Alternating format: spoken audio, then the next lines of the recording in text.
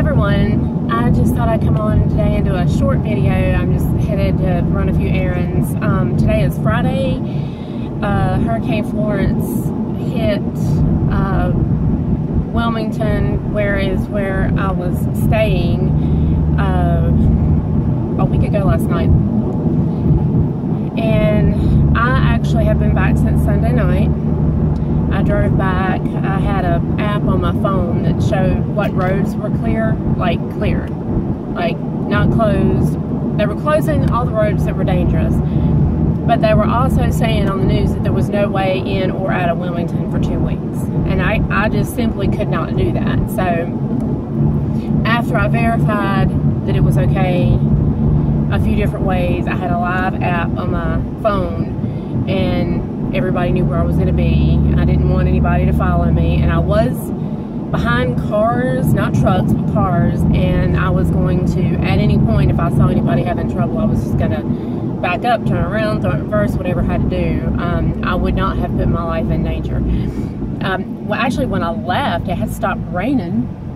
It had rained off and on that day, and, you know, but the outer bands were still there.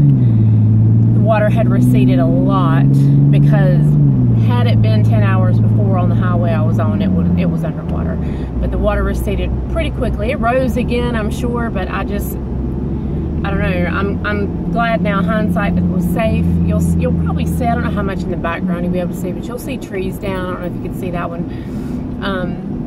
You'll just see a lot going on around here.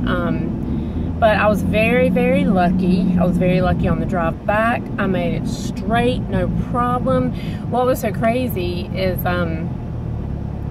the direct path I took to pull onto my street. The next morning, I went out and took a right, and I had come in on the left. I think I wrote this in that description.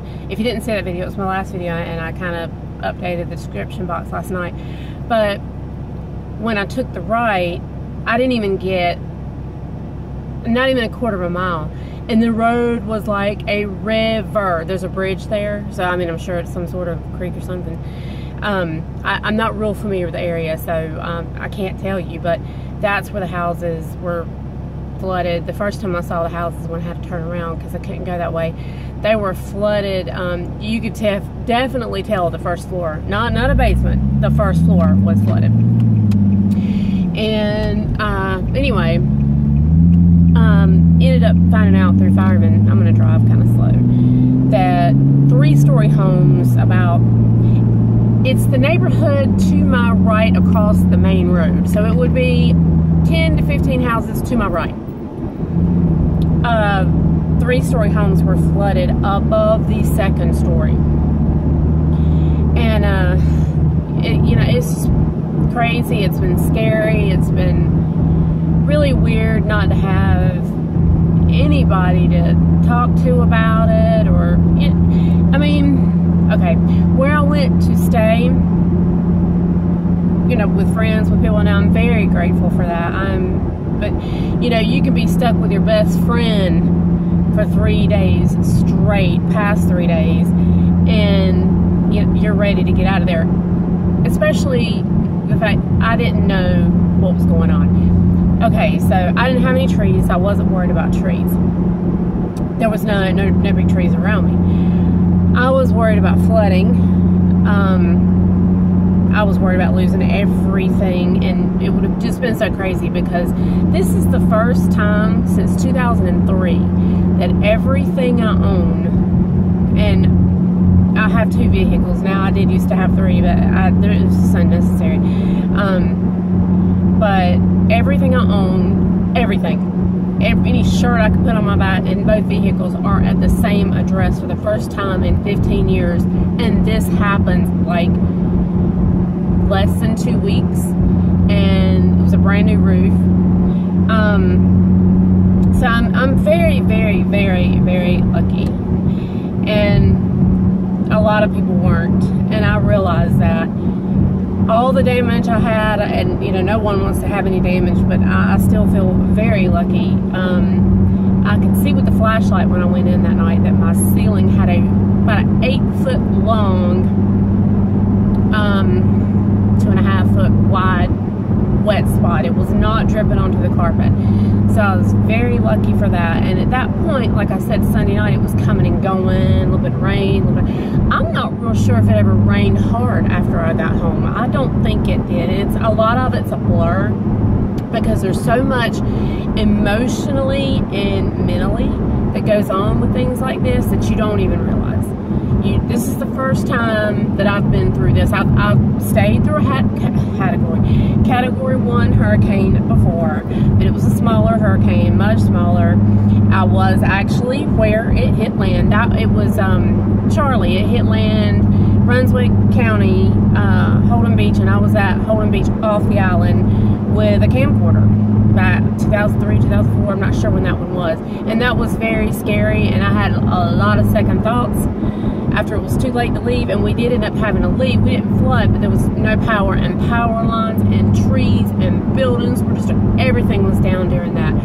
Well, this one was, they were predicting 4 or 5 days ahead of time could possibly hit us at a 4. I believe I heard reports of 5. I'm not real sure. Thank God it slowed down to a 1 before it hit. It hit right at Wrightsville Beach. I was probably a direct path of 5 miles away. Now, where my house is, a direct path would be 30 miles away, I would say. But that's, inland is where all the, no, I won't say all. Inland is where it tends to drop more water. It did with Matthew. With Matthew, Wilmington didn't flood at all.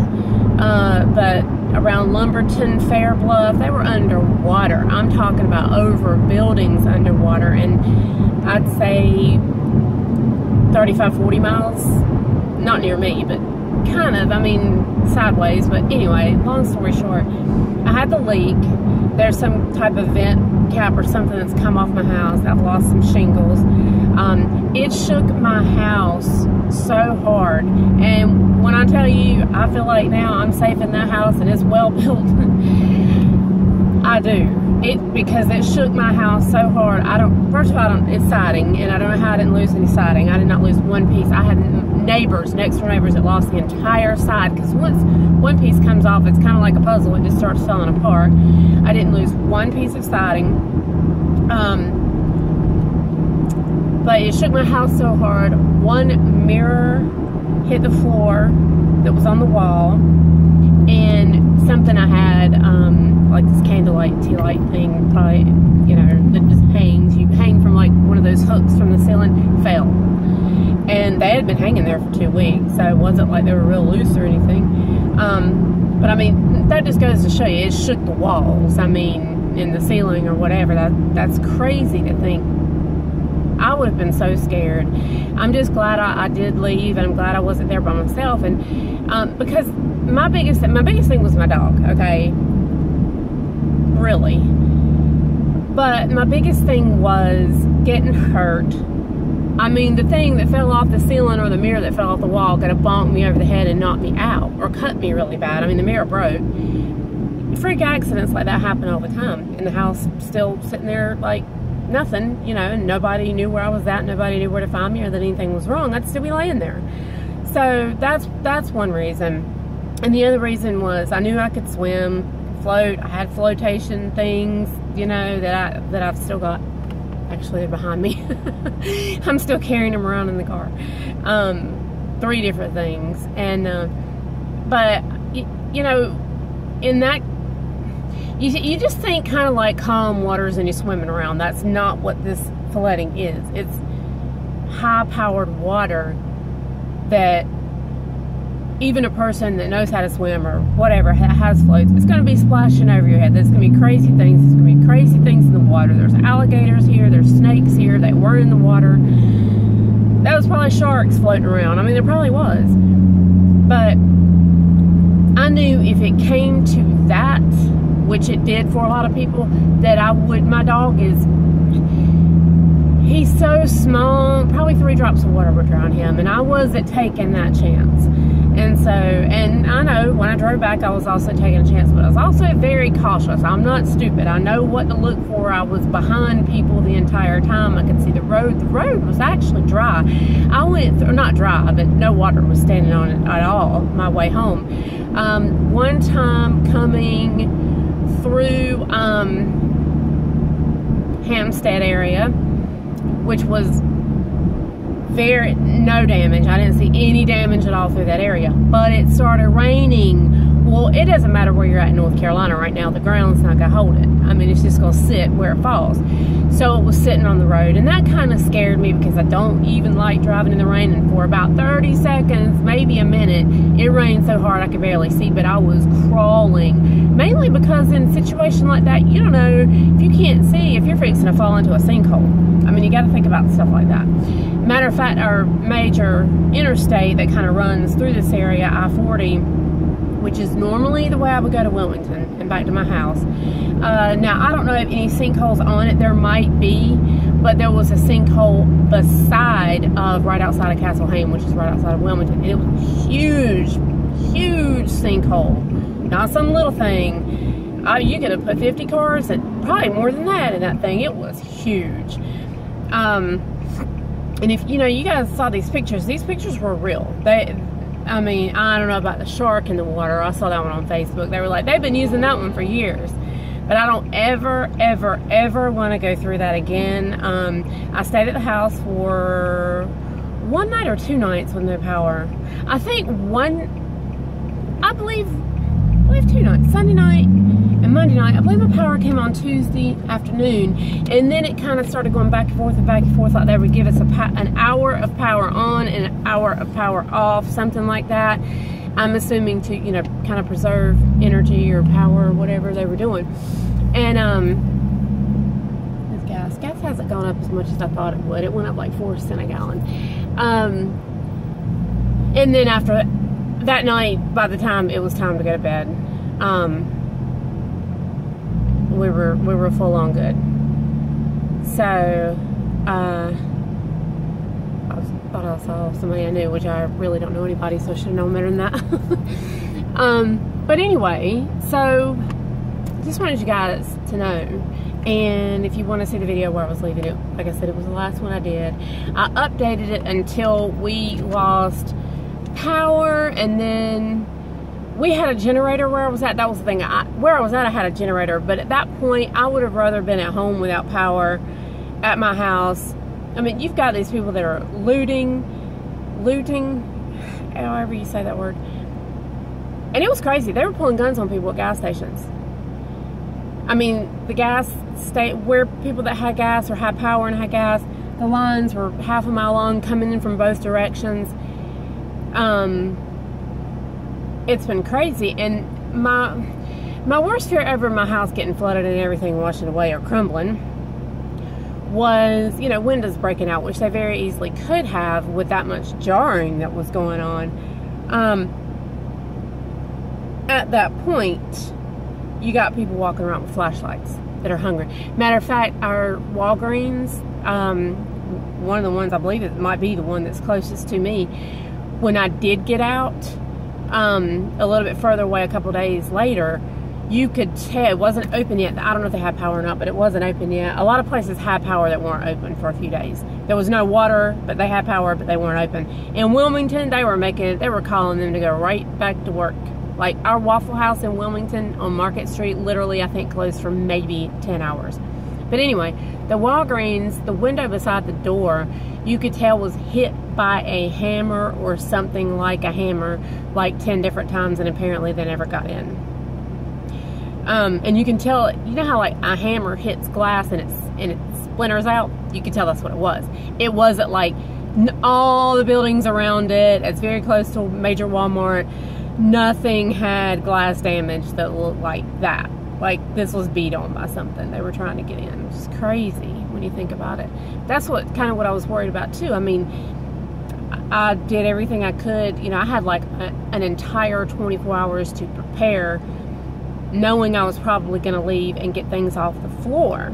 So it wasn't like I just had to snatch some stuff and run out the door.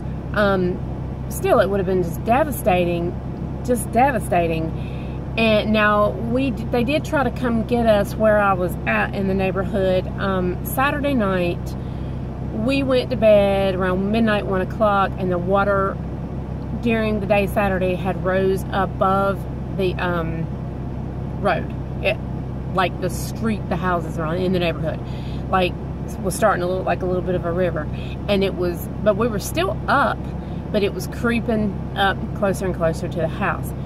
Well, I know somebody came in and got me. Now, this is not just wind and rain. It's twirling, crazy wind and crazy rain. And I mean, we went into the laundry room. Tornado. We had 2 tornado things one time, and both hit or touched, but they didn't get us. But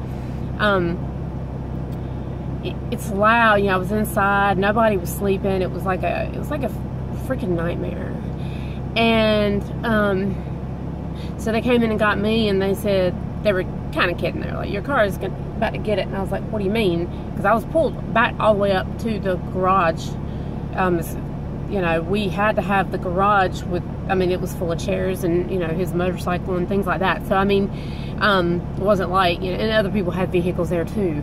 So it wasn't like I could say, everybody move all your crap and put my car in the garage. But my car is low to the ground and light. And, I mean, it's not on the ground. That's not what I mean. It's not lowered.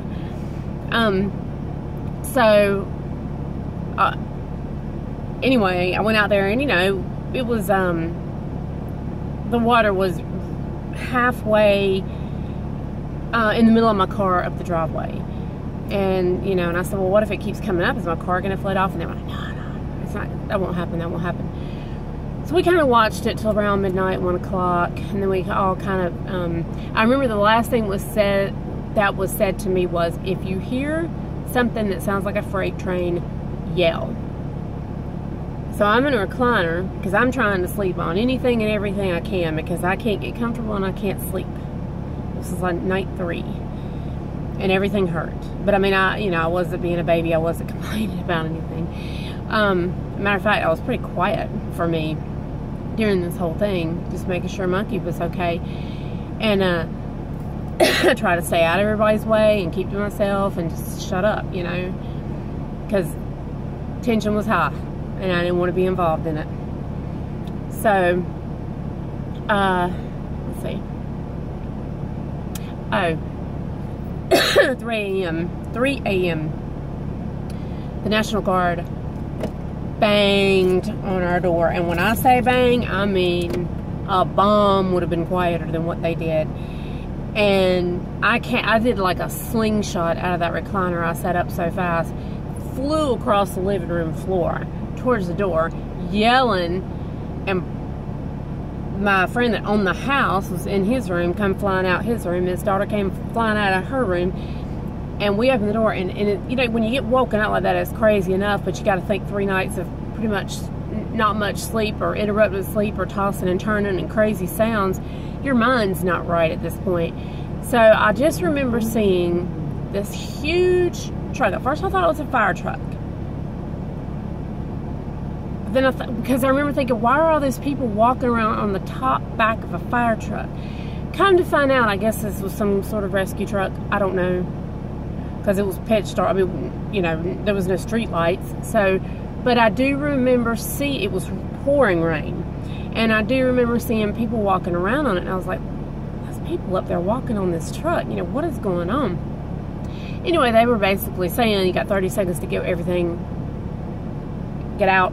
We're evacuating, no pets. Oh, no. His daughter had a dog, he had a dog, she had she had cats, he had a dog, and I had Monkey. I would have swam before I would have left my dog in that house. Climbed a tree or something, for real. I'm not kidding. But it wasn't my call. I mean, I'm frozen.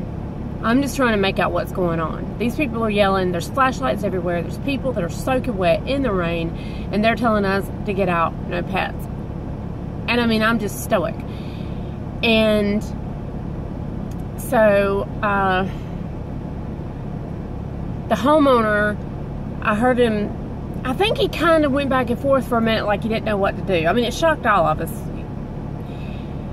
And he was trying to gather himself. And then I heard him say, the water has receded since we looked at it 2 hours ago. He's like, no.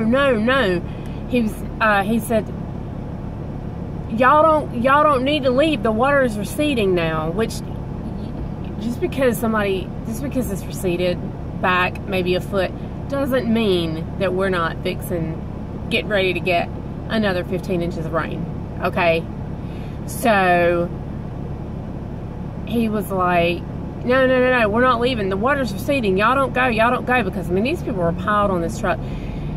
And we didn't go. We stayed, and the water never got as high as it did there. Not unless it did after I left. If the rivers rose, I don't know.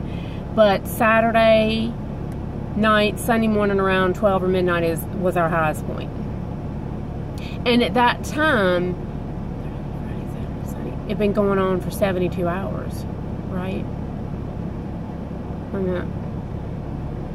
Friday, Saturday, Sunday. I think so, something like that. Anyway, that was the worst it ever got. So we didn't leave, and you know, we had the generator. It was just really horrible. I mean, it was almost a brawl between two of the men while I was there. Lots of drama, lots of chaos. I mean, these are good people, but you don't. That's why, in situations like that, that's when I shut up. I just sit down. I know to sit down and shut up. And I was also ready to go because of that. But I wasn't going to risk my life, and I didn't. And I mean, now I had a tornado popped up in that rain I went through, you know, for the few miles I went through it or whatever. Yeah, I would have been in trouble.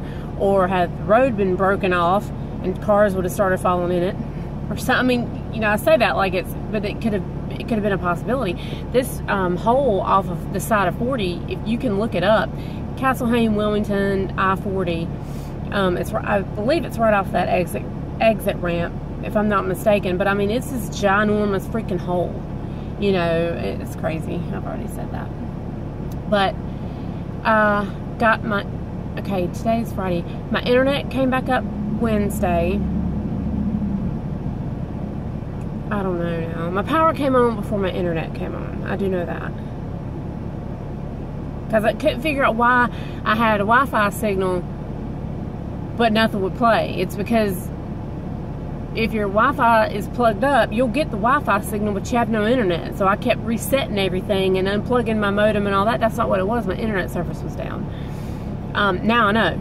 I just, you know, whatever. The worst damage in my neighborhood, I think, was just shingles, and like I said, a lot of people lost siding.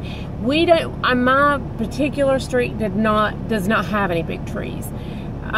So we did not have any trees in my neighborhood go through any houses. I had a friend of mine, a tree is on his house. We had a family that was unfortunately killed. From what I can understand, when the tree fell on the house, the woman and the infant were killed instantly, or pretty much instantly. The man went to the hospital and later died. I think the death toll, I'm not sure what the death toll is. The last count I heard was North and South Carolina was 30-something. You know, people getting swept away. There's people unaccounted for. I mean, and you know, and that's the thing about it. Nobody, if it would have happened to me, nobody would have known even where to begin to look. And so that is why it was important for me to be around people. No one should be in their home alone during something like that. There was this like 97-year-old woman, you guys. I want to say she was somewhere between here and Wilmington. And she weathered the storm by herself, and they put her on the news. She'd been through every hurricane in her life here. She said this one was the worst. And the water came up to... what'd you say it came up to in her house? I want to say waist high-ish. And the newscaster was like, what did you do? She said, I just walked around in it. Bless her heart. But I'm not sure how long or anything like that, but I believe this was the first bad one she'd been through without her husband that she had lost. So this lady was right inside her house in 4 feet of water alone. I mean, and I don't even know how many people they haven't found yet, or been in a house that looks perfectly fine, yet somebody was there alone that did get hit over the head or something like that. I mean, that's crazy to think about. But, so anyway, I got people beside of me that looking at me like I'm crazy. I'm going to go in here and get a few things done. And I did want to update you guys on everything. I'll load this as soon as I get back to the house. And, you know, we're North Carolina strong. And we're rebuilding. But I was one of the very, very lucky ones. Especially where I was at and how close I was to where it came in at. I really don't think I'm right yet. I say that, I mean it. I've kind of shut myself out for a few years anyway, a little bit from the way that I used to be, but ever since I got home, I mean, I've been out several times, but it's almost like, I don't know, it's such a, it really is a mental thing and emotional. Wasn't very physical as far as, you know, my body or anything like that. I mean, it's physical if you look at the physical things that's happened around you and that could have happened to you and everything like that. Nothing, no material thing is as precious as a life. But you do get to where you're not thinking as clearly as you probably should. But I don't regret leaving when I did, because had the rivers rose and the highway that I came in back home on, for all I know, it's Friday and for whatever reason you can't get down it now. Maybe part of the road washed away and there's no roads around it. See, that's the thing. A lot of the ways between here and Wilmington that we have to have bridges because of the waters and the rivers here. If a road falls in and there's not a bridge somewhere near to go, you don't go. I mean, they were literally saying there is no way in and no way out of Wilmington. Well, there was a way out of Wilmington because I found it, but I also took a lot of precautions. I think they just didn't want anybody to think that. Now I know what they said about 40 was right. I absolutely did. But everything I saw on my app and the people that I talked to, I mean, I know some people on rescue teams, 17 was good when I left. And I had my eyes peeled going home that night. And that was pretty scary in itself. But at that point, I was in some other mode. I don't even know what you call it. But so I'm going to let you guys go and load this as soon as I can. Thank you for all of your kind words on my last video. I really appreciate you guys being concerned and everything. It meant a lot to me. And I've got some videos lined up. I just got to get things in order. I got to get some things around the house fixed. So, you know, just not as bad as it could have been, certainly, but got to get my mind back together too from this. Okay, I will talk to you guys soon. Bye.